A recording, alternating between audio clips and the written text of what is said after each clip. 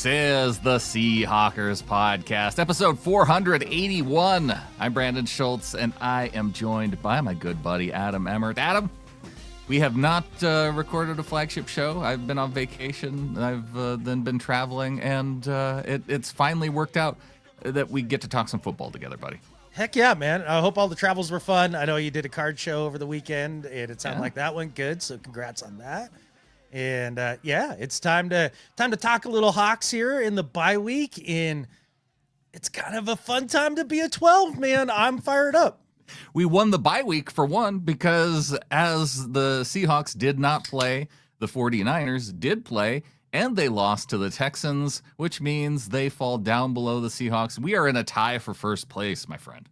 We are in a tie for first place, and it is interesting that the Niners go down to the Texans after the Seahawks go out and, well, maybe not on the scoreboard, dominate the football game, and you watch the 49ers team really struggle with a Texans team that has massive problems on offense. And after we beat the Texans, if you listen to any Texans talk, you would know that the sky has fallen. 2020 is upon us. It's the apocalypse. It's all over.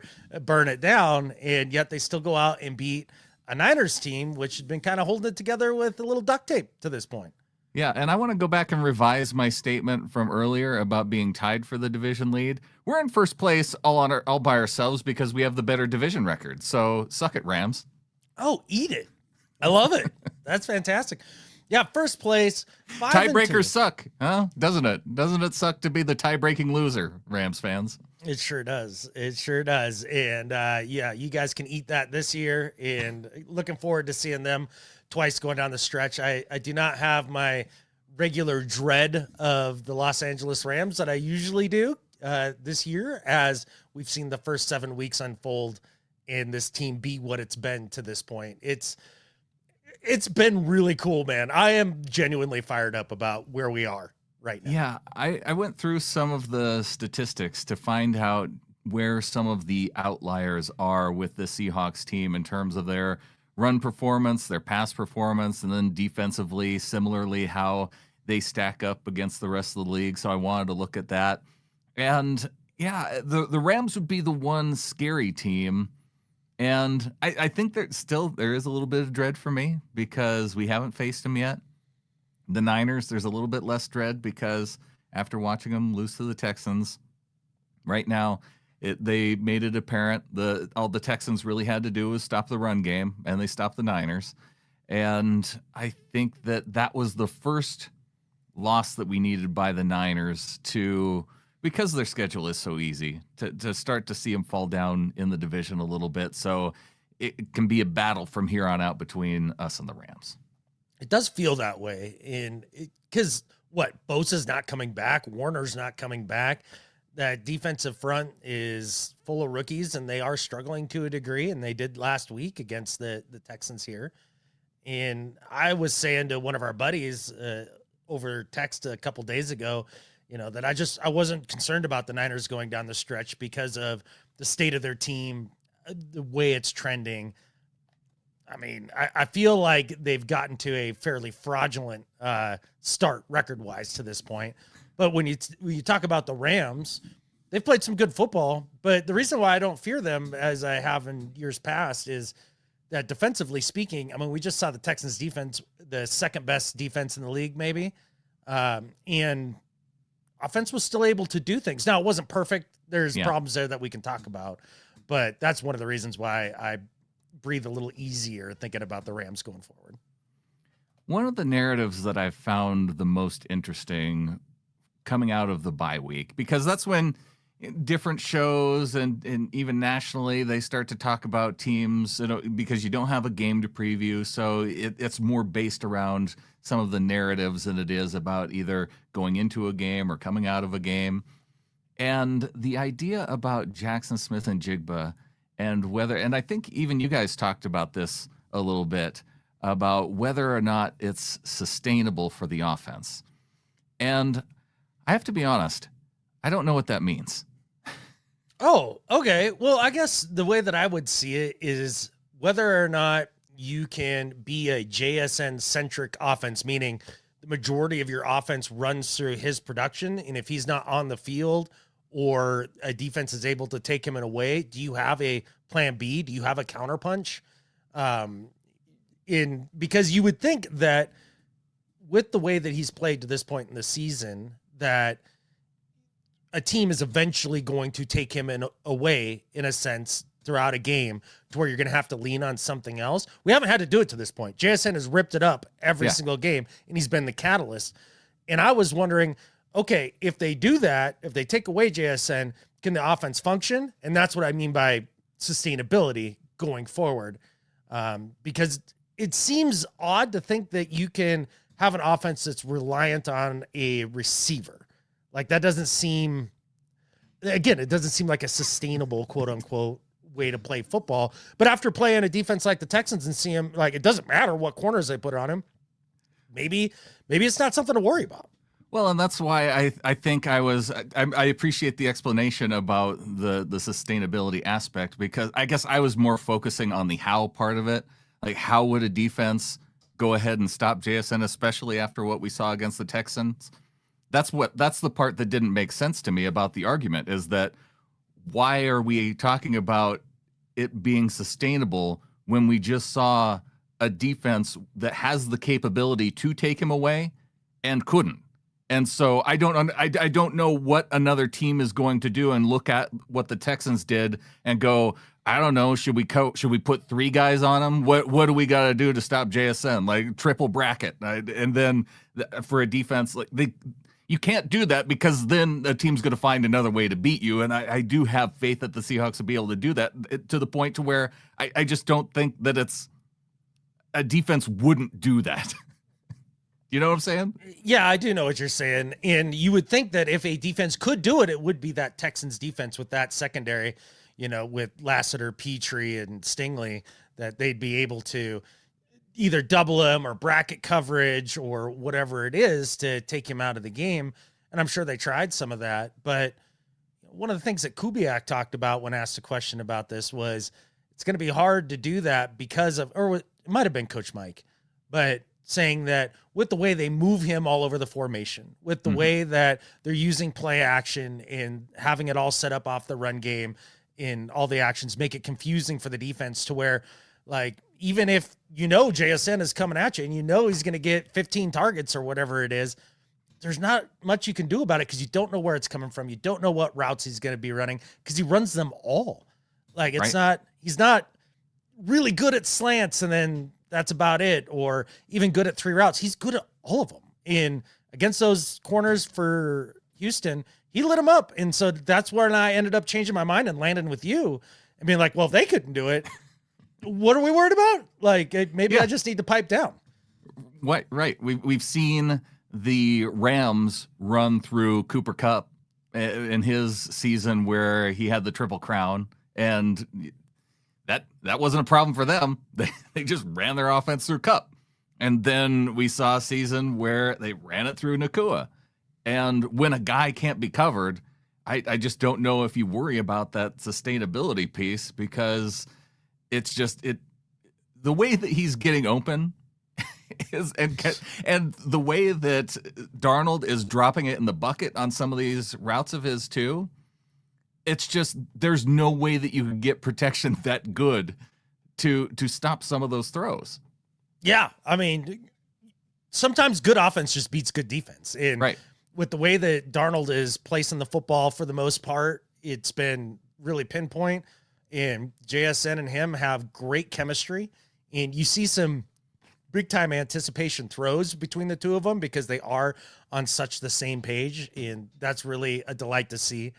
I think maybe my one concern going forward would be, because if I'm looking at this team and like what I like so far, what I'm fired up for, and what concerns that I have, there's lots of things to be fired up for. I mean, the defense, all levels, and Coach Mike and the way things are going, Kubiak and his general scheme, Darnold in not just playing as he did in Minnesota, but literally playing better, which... Look, for all the people out there taking Darnold victory laps on me, like, congratulations to you, number one. Like, to this point, can't argue otherwise. You were right. I was wrong. Great. But of those that were like, I think Darnold's going to be good, he's been even better than that. And I don't think too many people were predicting that. And so I think about all those things I'm fired up for. But one of the things that does kind of make me have some pause is that offensively speaking, this team hasn't finished well in games, 4 out of their 7 games. And so slightly more than half. And that's something to be concerned about. And I think being receiver centric plays into that, because if you're a really good running team, you can close out games by just handing the rock off. It doesn't matter what the defense does for the most part, because you just impose your will.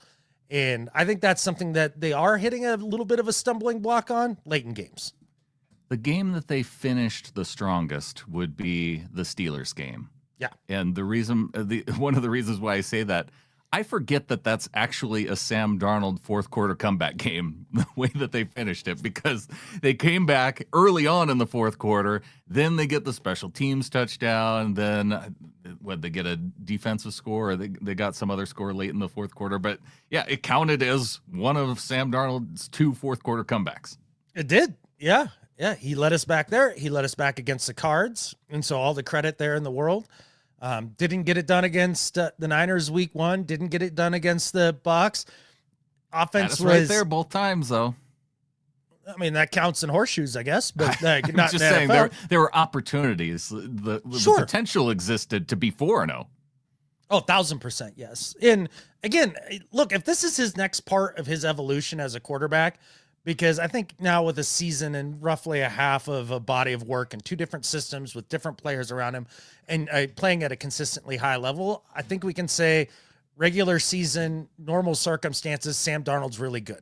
So now the next step is, how is he when the pressure ratchets up? How is he when in the clutch moments? And he's showing some good, he's showing some bad.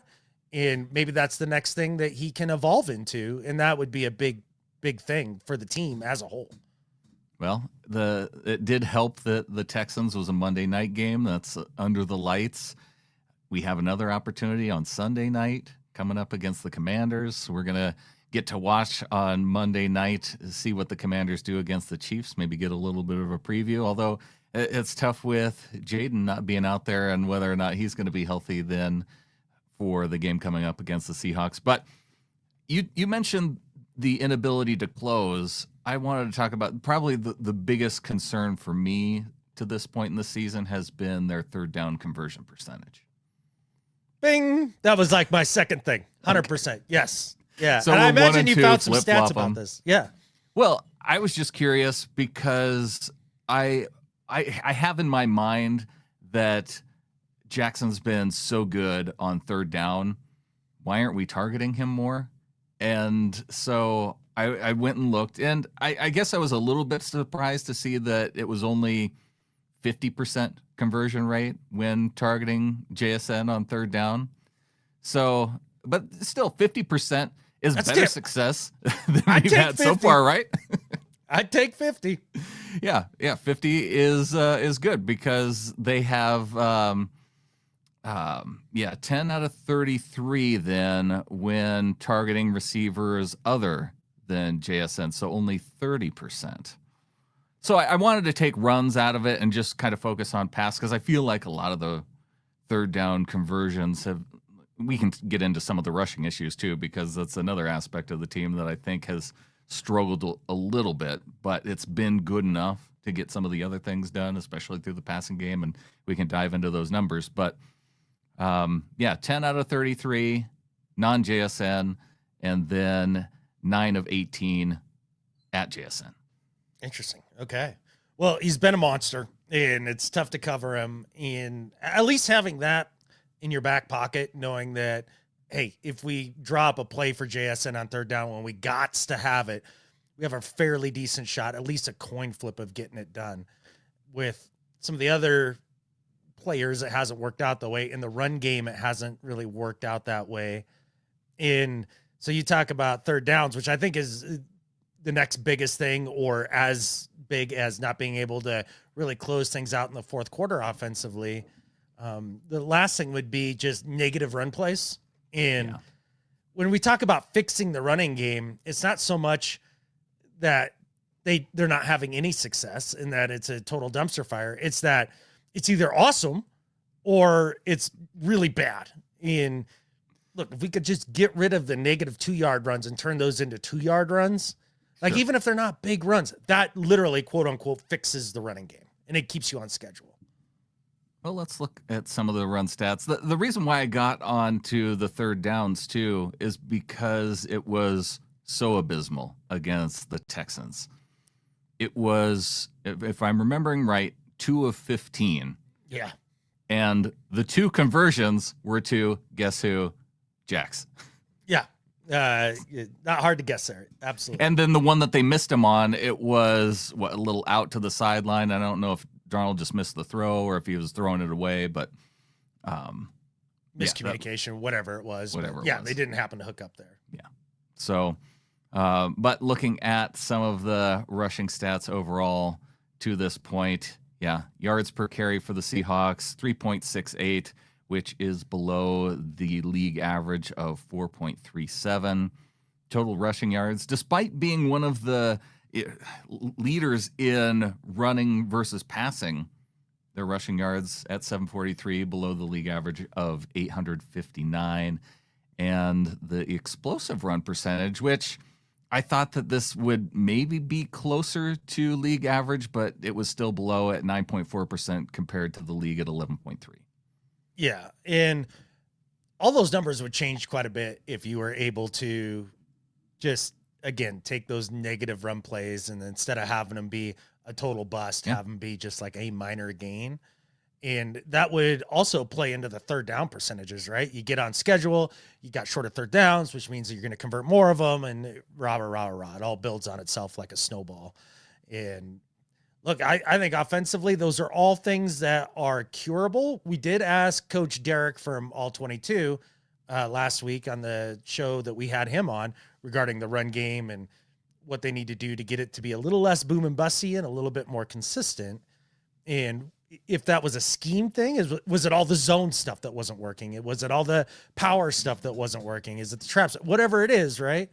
And his answer was really more personnel and pointed specifically to Bradford and then a little bit of Sundell. Okay. So, maybe to get to that next level, we need to find another guard that can play close to average rather than what we're getting out of Bradford right now, which is some really, really inconsistent play. Yeah. And in terms of personnel too, just looking at that balance again between Zach Charbonnet and Ken Walker, their efficiency numbers, 2.85 yards per carry for Zach, 4.53 for K9, and K9 has an explosive run rate of 14.74%. So in terms of, and both of those numbers for K9 are above league average, whereas Charbonnet below, and then if you look at Helani, he's below Charbonnet, so we probably don't need to talk. There's no, well, maybe we go to Helani. No, he hasn't been that great either when he's gotten out there. Yeah, it definitely starts up front. And while the offensive line is better, and we should all be excited about the fact that the offensive line is better, and scheme plays a lot into that, still some work to do, especially on the physical end of the play and really ramming it down people's throat with the run game. But one of the other things that could be an attributing factor to their success or lack thereof, however you want to look at it, in terms of the run game, because I honestly think it's been highly successful because of what it sets up for us in the pass game, and it really is working well that way, is that by running as much as we are, I think the Seahawks are one of the highest percentage teams in terms of loaded boxes and having to face those in the run game. And if you're having to face more defenders, going to be harder to run the football. Yeah, I think I went back just to see how many times they faced dime defense this year against the and run plays against dime. Interesting. It was 7. Wow. Yeah, that's awfully low, especially when you think about modern football terms. Yeah. No doubt about it. So they have not had, and when they did face dime defense, it was over 5 yards per carry. So, hey, if you guys want to go ahead and stop JSN, maybe throw some more defensive backs out there, that will then open it up for K9 and Sharps a bit. Well, maybe that's the thing. Maybe the league is just going to give you the JSN stuff, and they're going to keep saying, look, we're not going to let you get going in the run in a way that you really want to. And we need to see Sam Darnold and JSN beat us. And hey, man, I can understand being a slow learner when it comes to this stuff, because I needed to see more before I was ready to anoint Darnold as officially at least regular season good. I had to see it, and we've seen it to this point. I had to see Jaxon Smith come out and be that number one dude without another guy drawing attention and all that for game after game after game. And now we're seeing it, and he's clearly that guy. They've proven it. Maybe it's taken the league an extra tick to catch on as well. Well, it definitely proves out in the numbers, because some of these numbers that I looked up in terms of outliers compared to the rest of the league, while most of the rushing numbers, outside a little bit of K9 numbers being above league average, the passing numbers are significantly above league average. And that's yards per attempt at 9.3, where the league average is down at 7.1. Yards per completion, 13.3. That's 3 yards. About 2.6 yards over league average. Explosive pass percentage, 21.43, with the league average at 15.7. And touchdown percentage at 6, just slightly above the league average, right about 5%. That's pretty damn good. It's hard all that, Adam, with passing attempts being 50 below league average. Then, just perfect. Good on you, Kubiak.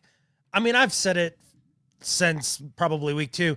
Freaking love what he's doing as a whole. Are there things we can nitpick? 1,000%. No more cups, no more Milrose, none of that stuff. Like, no trick stuff. Just be Gary, Clint Kubiak, and do your thing, right? I almost showed my age and called him Gary right there. But almost. But he's been fantastic. And you see what this style of offense produces in terms of the threat of the run, down in, down out, that people have to commit to it with the heavier personnel. And then the reason why the attempt numbers are so high in terms of yards per attempt is you're sucking up the linebackers in play action. And so that leaves that intermediate hole open more times than not. So you're not dinking and dunking in front of them a lot. You're throwing it over their heads a lot. And so then the numbers are high, which then leads to some explosives. If you're pinpoint accurate and you're putting it on a guy when he's in stride and now can make a move against that one dude and picks up an extra 10 yards, now you got an explosive. And so it all works together. The amount of run attempts that then allows for the play action to make the pass attempts go further down the field and be more explosive on fewer attempts and be awesome and play football the way freaking God intended. I love it. I love it. And I think that was the question, because we saw this last year. We saw this with Sam Darnold. We saw that ability to hit those big plays downfield. And I guess the sustainability question was more on that end, is could our offensive line hold up in the same way that Vikings line held up through a good portion of that season last year? And because it allowed him to hold the ball. And then when they started having some injuries, he started holding the ball as long as he had been early on in the season. And it just, that ability wasn't there anymore as they got late in the season and against teams that were outstanding with their pass rush and couldn't hold up. And then that's when that kind of crushed the offense of the Vikings late in the season. And so despite the issues that we've seen with the Seahawks offensive line, we've seen them hold up well enough in the passing game to allow Sam to hold the ball and get those explosive plays when we've needed them. I saw somebody in the comments on one of our latest videos state that Sam's as good as his offensive line. I mean, yes, to almost all quarterbacks, but other than like Mahomes, Allen, Lamar, Baker, maybe you could even throw in there at this point, Jaden, like the majority of guys, they need to have decent play in front of them to make it work. Like there's the tippy top guys, like, sure, like you can wish for one of those guys all day long. You eventually have to pay them, one, and B, good luck getting them in the first place. And then, just sitting there waiting for years to get one of the elitist of the elite quarterbacks. Like, I love this, idea of the middle class of quarterbacks that the Seahawks have been going down for a while now. And yeah, Sam is only as good as his offensive line to a pretty good degree. So they're going to have to continue to hold up. And I haven't seen anything to tell me that they're not. I mean, Zabel's had some struggles here and there, also has been improving and has some fantastic plays on tape. Sundell, he's done okay. For an undersized guy, you gotta be happy about that. Bradford, he's there. But Abe and Cross have done a really good job out there at the tackle positions. And, with those two guys anchoring the ends, you feel like this is something that they can continue to do going forward. And I'm fired up about it. Yeah, it's been fun to watch this offense. And whether or not they can continue that, I tend to think that they can. And, yeah, I wouldn't mind a little bit of help at the other guard spot if they're able to find it going into the trade deadline. But maybe we see some Christian Haynes out there, or maybe the threat of Christian Haynes coming back off of injury pushes Bradford a little bit in terms of creating competition, because I think we did see better Bradford when the threat for playing time was there with Haynes. I mean, you'd think it'd still be there. I mean, LeMay is still on the team, isn't he? I don't think he is. Oh, isn't he? I thought for sure he still was. I didn't think he made it through the preseason. Oh, well, then I could be mistaken. I thought for sure he was still with the team. But at the end of the day, I don't know that anybody can fix just freaking whiff after whiff after whiff. Like, the bads are so bad. Like, and then you see different things where, like, he'll actually help out with a block or do something. Like, I watched him help out on a block and just like shove a linebacker from the right side of the line all the way over out to left tackle with one arm, just like bing, like, and you're like, wow, that's impressive. And then the next play, like, he just gets shoved into the dirt and guy runs right by him. You're like, what? We got to be better than this somehow. The inconsistency makes no sense. Yeah. Well, on defense, we have seen some consistency. Fucking greatness is what we've seen on defense. It has been. It's been great. Rushing yards allowed for this defense, 530, significantly below the league average of 859 yards. Rushing attempts allowed, also under league average, 161 compared to 196. Yards per carry, below league average of 4.35. They've been allowing 3.2. Explosive runs allowed. This is wild. 8 explosive runs allowed compared to a league average of 22. So way into double digits. The Seahawks aren't even into double digits yet. That's outrageous. It is so good. And it really does show that to play great defense, it starts with, can you stop the run? In this front four, they've been playing elite level NFL football. I mean, Big Cat, like, what more can we say about the Big Cat? Like, he has been so effing good all year. And I swear to God, if Leonard Williams isn't first team all pro this year, I'm burning down the league office. Like, I'm going there, I'm setting fire to it as protest, because it would take your red stapler with you, you burn it down. That's right. That's my stapler. And like, I can't, there's not enough superlatives in the world to describe Leo's play to this point. Byron Murphy's just been the second year leap that he's taken is just an absolute joy to watch. And Jared Reed's been playing as about as good a football as he ever has, and has been kind of that glue guy of those three and just crushing it. And then having D-Law come in and make a huge impact, that's been massive. And then I'd written Nwosu off. I'm not going to lie. Coming into this year, another injury, it's going to be hard. They start to pile up. Like, you lose explosiveness, and it was going to be tough. And he just flat out said no. And he's playing great football. And those four guys with Mafe and Hall mixed in, when Hall's healthy, What a front, man. What a freaking front. The only thing that we're missing, and this is like, it is a criticism and it is important, because when you watch teams and defenses like the Green Bay Packers, when you watch a defense like the Browns, even with Myles Garrett, those dudes have the ability that when it comes down to crunch time, like there were times against the Steelers last night where Micah Parsons just say, he would just say, no, I am taking over on this play. I'm stopping you right here. And this fourth quarter is ours. You're not throwing a pass downfield because I am going to find you, Aaron Rodgers. Yeah, I mean, having an elite guy on the edge does help in terms of closing, but what are the Hawks in terms of sack numbers as a team? I want to say they're in the top 5. They're up there. Yeah, they're again, you go through a lot of these. Pressure rate, 52.8, league average. I was surprised to see league average is 49.9, but still stronger than average. We did have a couple of those games where it just wasn't there, so it could be better. But sack rate is at 7.7, above league averages of 6.8. Yards per attempt allowed, 6.4. That's below league average of 7. Yards per completion, just slightly below league average. Okay.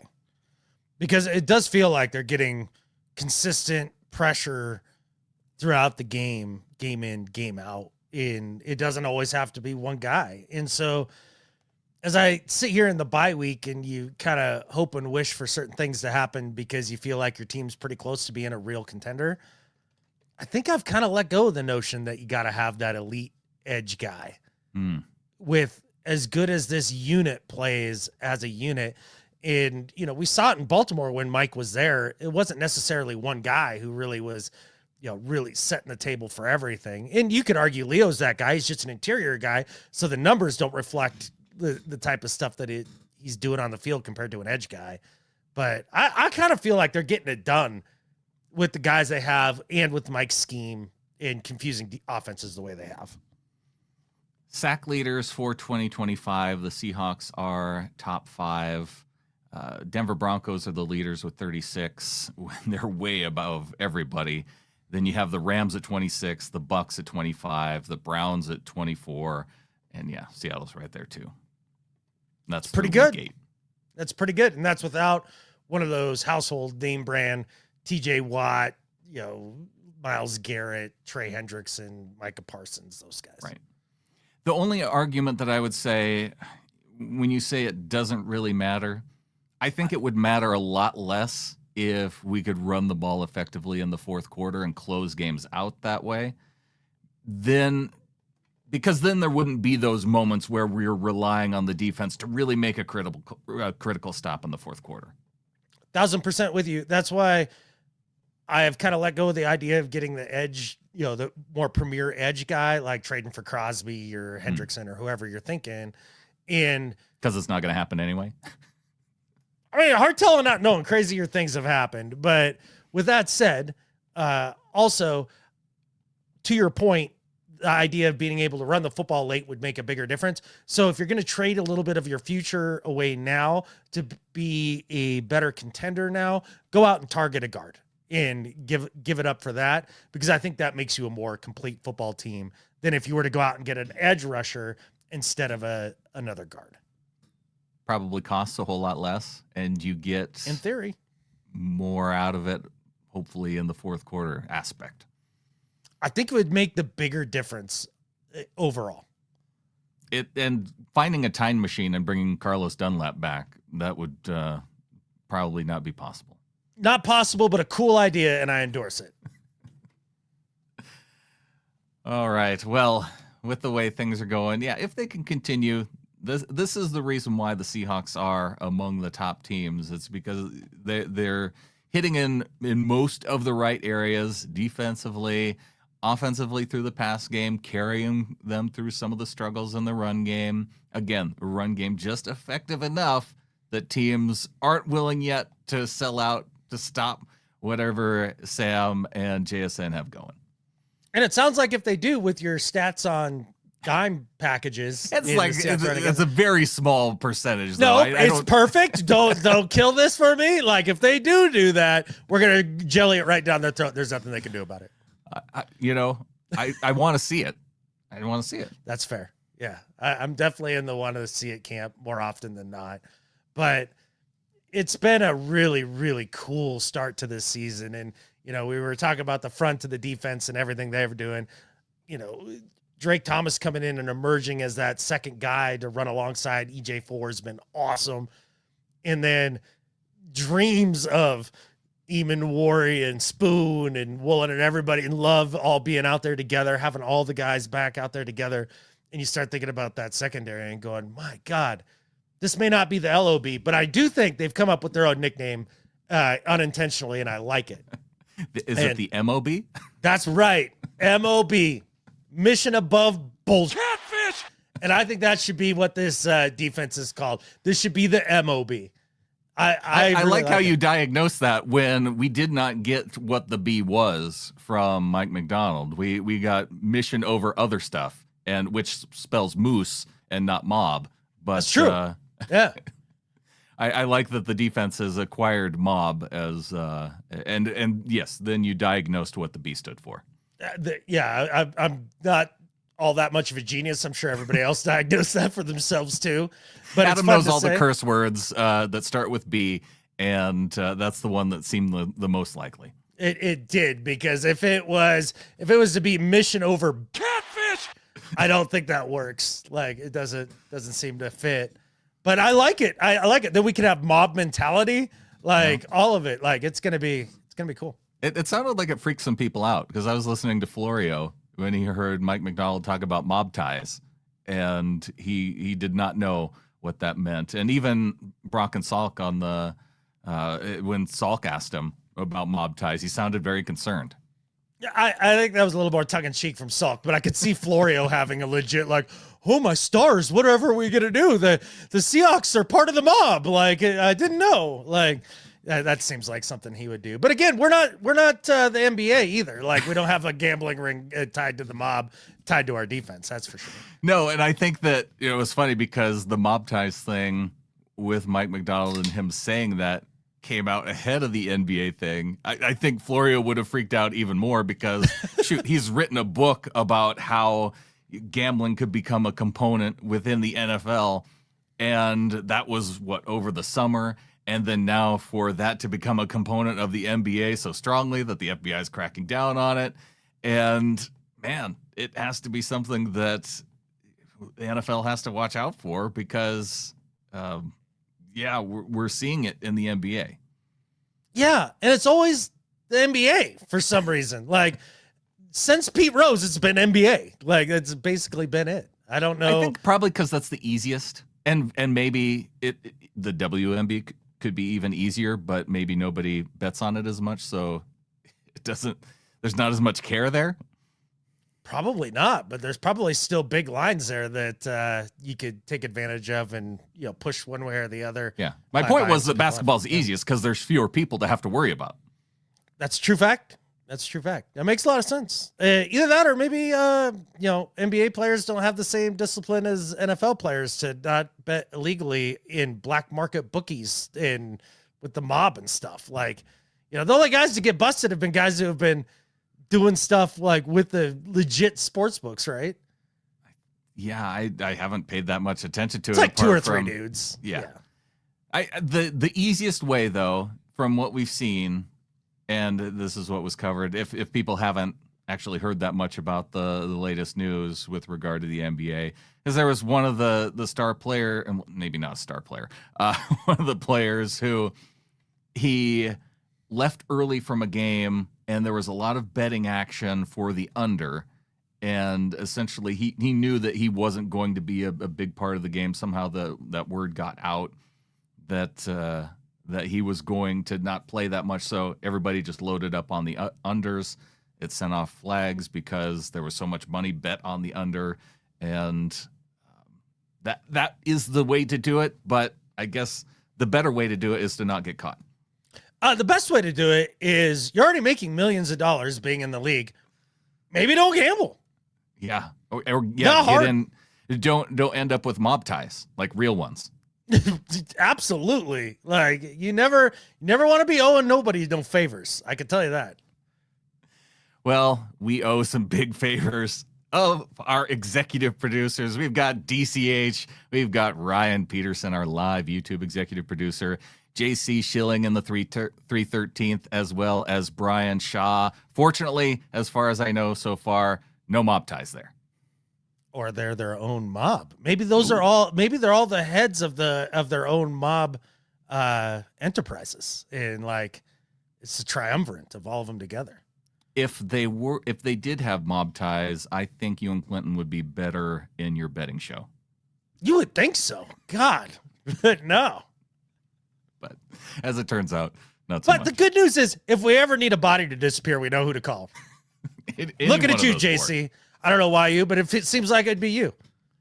Well, yeah, he's got like a whole unit that he can help us out. Yeah, I feel like he has the most manpower. Like if we're going to form a 12 army. There we go. That's true. I'd go to. And you'd have air superiority. Although DCH is closer to the desert and bodies just disappear there. I'm glad you've put more thought into this than I have. Oh, all in this last 45 seconds. Yeah.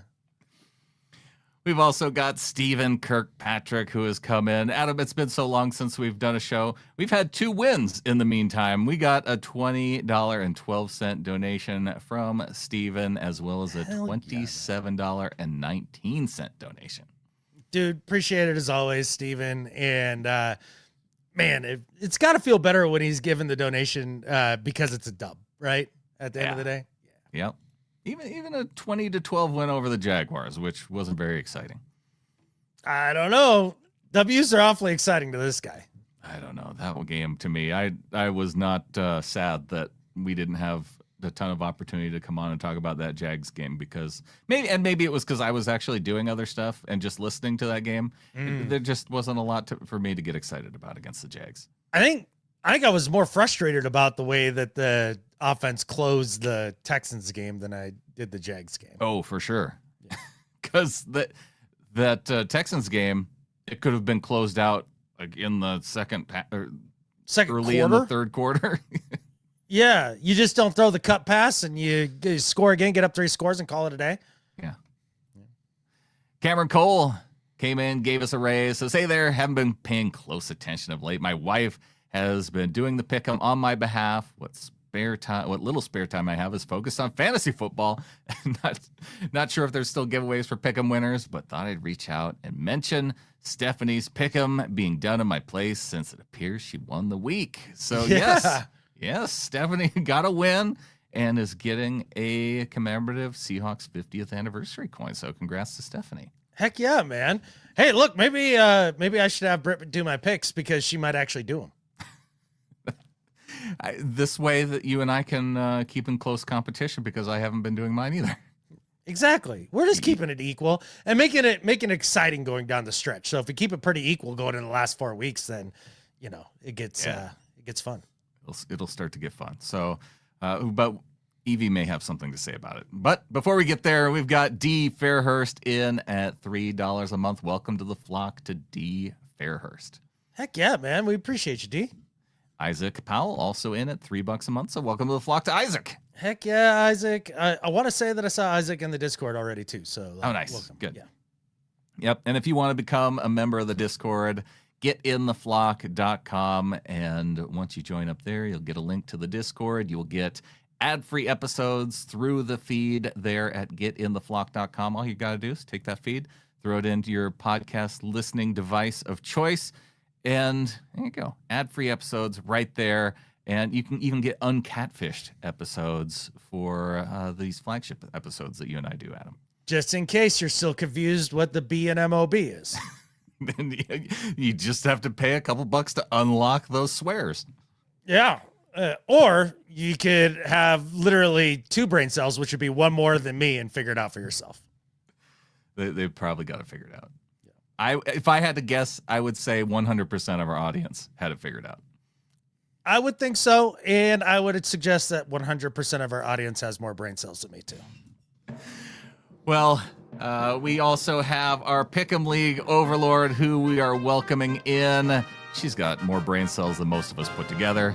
It's Evie.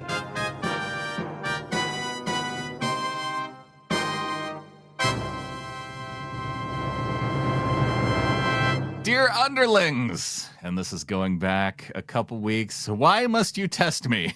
Two of you chose bad Hawkra. Obu's daddy and Fernando Tejada picked the Jaguars. Oh, Fernando knows better. Fernando knows way better. He's our reigning Pick'em League champion. So Fernando probably did it by mistake because he probably just was going down and picking home teams and accidentally picked the Jags. I could see that. Because why would you pick against Seattle on the road? And like I said, Fernando knows better. But unfortunately, he will have to live with that mistake because, as Evie says, the kitty got spanked. You lost. Brandon, do not change their pick. They deserve to not have that point. I have informed Dad to keep an eye in the Discord for photos of both with I love Sean McVay signs. Oh, was that the first strike? Or I thought that was strike 2 that we had to do that. Hey, look, I mean, if drastic times take drastic measures, then I love Sean McVay photos. Like, they're coming. There you go, Fernando. We better see it. The overlord has spoken. Yeah. The winner this week was Sky's the Limit with 12 correct picks and was closest with 60 points on the prediction. Dad was happy up until the late games on Sunday night, and then in his words, quite frankly, he may as well have not have bothered. Plus, he wasn't happy with the refs in one game. Overall, G. Haley and Lame Hawk Name share the lead with 67 correct picks. There are 2 in joint third, Oots of This World and Poo Poo and the Platter on 65 points, and then 3 on 64 points correct. Dad's still hanging in there with the skin of his teeth. And Evie says, have an awesome week. And remember, people, I am watching. Pick the Hawks or else. And that word must have gotten out to Seahawks fans because then Evie comes back in the following week and says, be happy and rejoice in a world where you all picked the Hawks and they won on a Monday night. Seriously, pick a night and playing on it. Seriously, pick a night and play on it. None of this Thursday or Sunday or Monday stuff. Evie wants Sundays only for football. It's hilarious to hear Evie at the ripe age of early teens be a grumpy old man shaking her late fist teens, at clouds. Isn't it? Is it late teens? I thought she was like a we've been ninth doing grader. this so long. I think she's in her late teens by now. Oh, I thought she was still like a freshman. Okay. Time does fly. I mean, my daughter's 22 and can go to the bars now. It blows my mind. This week's winner is Wirehawk with 13 correct picks and the exact score amount of 46. G. Haley leading with 79 correct picks, although I may deduct a point for a boring game, unless you can tell me a boring name. Yes, unless you could tell it has a cool Seahawks reference hidden in there somewhere. 2 picks back is Lame Hawk Name in second place on 77. See, at least Lame Hawk Name knows, but has changed it to reflect that recognition. So yeah, no reference with G. Haley as far as I know. I think that's an actual name. Yeah, I think that's an actual name. And look, I mean, Evie can add or detract points at her discretion. I mean, she is the overlord. Yeah. Barry the WC in at 76 picks correct with Don't Tease Me Tabor and Evie's dad, Hugh. He says he went to bed happy on Sunday night and woke up grumpy when he saw some of the results. He doesn't understand how the 49ers keep winning when all their players are injured and they have someone called Jones as their quarterback. On the scale of calm to running away and living in Adam's shack scale, I'm putting him at the packing his bag stage. Perfect. We'll have some firewood split for you, Hugh. Like, we'll have a bunk for you. It's all good. As for the Brandon versus Adam mini league, you know what I'm going to say. Do better! Neither of you made picks, so still all square. Oh, I think I did catch up to you because I picked one week and you didn't pick. Oh, so great. Okay. We're even. Perfect. Okay. Well, look, I mean, we just had to get to the bye week and maybe we'll do better from here on out. Evie goes on to say, have an awesome week. We break for the week's holiday on Friday, so the end is in sight, although we We have a big English mock exam this week and 2 more tests before we finish on Friday. So I will have earned my week off. Go Hawks. Love, Evie. Hey, go Hawks. Love you back, Evie. This is great. And yeah, we'll get back to making some picks at some point, maybe. I don't know. Yeah, maybe this week. Yeah, maybe this week. Well, we got our Do Better and Better at Life to get to later this week. So yeah, maybe we'll do them. We'll figure something out. We'll figure something out. We don't need to have a meeting about it on the show. No, but some people seem to enjoy the live production meetings, and I don't know why, because we just all talk in circles and are non-committed. So there you go. There's a preview of how it's going to turn out. Yeah. Sebastian writes in, says, "Hey, Brandon and Adam, I moved from the suburbs of Berlin to Toronto, Canada, and I will be able to attend the Commanders game on November 2nd. Before I get pricey StubHub tickets just to sit next to a bunch of Washington fans, I wanted to reach out to see if there's a group of flockers out there who would take on a lonely German fan flying in from Canada. Really appreciate any help. Thank you for a wonderful year with so much great content. Basti from Toronto now." Yeah, man. Let's get him hooked up. Let's get him hooked up with a couple other 12s. I know there's got to be a couple little flockers going to the Commanders game here. There's got to be. We may not take it over like Packers fans did at the Steelers Stadium. How surprising was that to see so many Packers fans and Go Pack Go chants at a Steelers game? I don't know, but we should accost all the season ticket holders that are Steelers fans. We should lament that we don't have a home field advantage anymore, and that, the enemy has a vote too and money to buy tickets, and have a whole thing about it. Probably talk about it for a whole offseason or 3, point fingers at one another. And yeah, that's probably the way to go. I think there's probably some of that going on in the Steelers fan base too after a performance like that. But okay, we win above all else at home. That's what we got to do. Just like it has to, the way it has to be. Did anybody else get some Schadenfreude after watching Rodgers go down to the Packers? It felt good on the inside for me. Well, because that was the one team, right? He needed to beat to be able to have defeated all 32 NFL teams. And yeah, I guess if he would have just beat that one more team, then he would have completed the full takeover of Chris Collinsworth's heart and be his favorite player that's ever played in the history of players, because that's it. That was the only thing that's been holding him back, because he's right there. He's right there. I think it's a cool stat to go down in the history books because there's only 4 or 5 guys that have done it. Yeah, no, it is a cool stat. I got annoyed at Collinsworth throughout the game, and he clearly is taking the Harry Connick Jr. approach of getting on a knee so that the ass is right in front of him to kiss it the entire game. Yeah, I listened to the Westwood one broadcast, so I did not have the same experience as you. That was smart. Aaron Rodgers, Mike. I mean, just you got the chortles and yeah. Oh, I guess I didn't miss that. I usually like Collinsworth in that Monday night or Sunday night broadcast. So it's hit or miss for me. Okay. Well, sometimes it's good. Sometimes it just. You know what else is hit or miss? The show sometimes. Hey. Look, man, you got some unexpected time off, or maybe it was expected, depending on your perspective. But at the end of the day, I'm glad you took advantage of it. I'm glad you went and had a great time with your family. I'm glad you went out and got to do some of your card show things. And yeah, it's been a minute since we got on here and did it, but glad you're able to take some time for yourself, man. I think that's awesome. Appreciate you guys covering for me. Appreciate the members of the flock hanging with us as well. And we will be back all this week. A couple production notes. Adam, it's going to be you and me for the first time on Seahawkers What If this week. I'm excited about this. I'm not excited about the reason why that we're doing it, but I'm excited about the opportunity that it presents for us. No. Clinton, he's not going to be able to make it. Some family issues. I mean, it's going to be okay, but just, a tough deal for him. And everybody who's listening, have your thoughts with Clinton and his family this week. Yeah.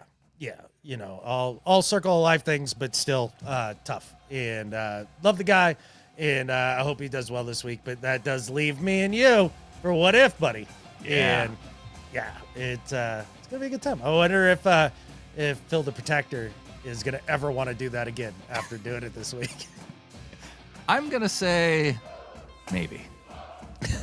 Solid. And I think with that, There's only one thing left to say. go Hawks. Go Hawks.